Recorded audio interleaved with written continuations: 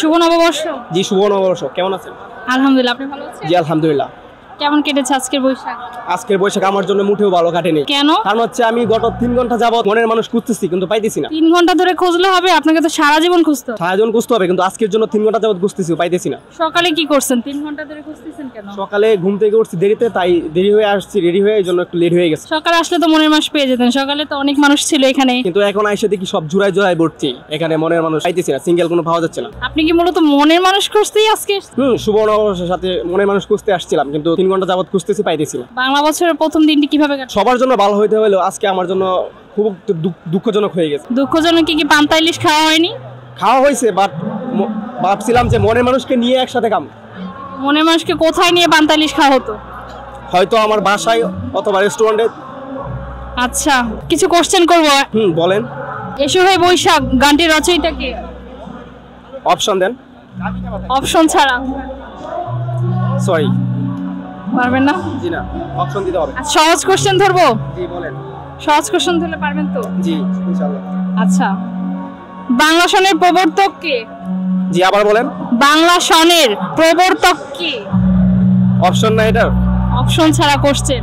জি option ছাড়া বলতে পারবো না। কোনোটাই পারবেন না? জি না। সহজ, একদম সহজ হলে পারবেন।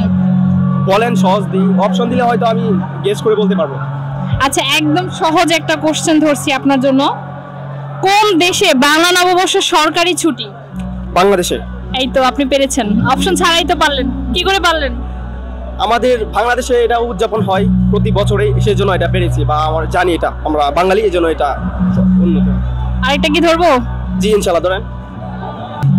বাংলা নববর্ষ উদযাপনকে সার্বজনীন কবে ঘোষণা করা হয়? গেস আপনার অপশন না এটার? অপশন ছাড়া। আবার বলেন প্রশ্নটা।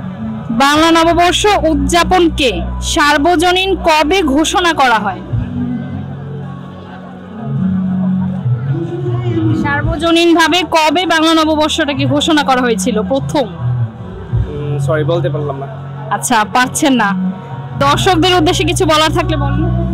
দর্শকদের উদ্দেশ্যে আমার একটাই কথা, আজকে সব ভালো কাটলেও আমার মনটা ভালো না।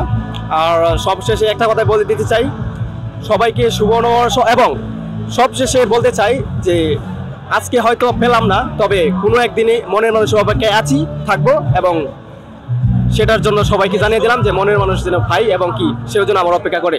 সবাইকে বলে দিব আপনার জন্য যেন দোয়া করে, যেন আপনি আপনার মনের মানুষকে আগামী পহেলা বৈশাখে যেন অন্তত খুঁজে পান, এই বৈশাখে না পেলেও। ঠিক আছে ভাই, ভালো থাকবেন। জি ভালো, আসসালামু আলাইকুম। ঠিক আছে।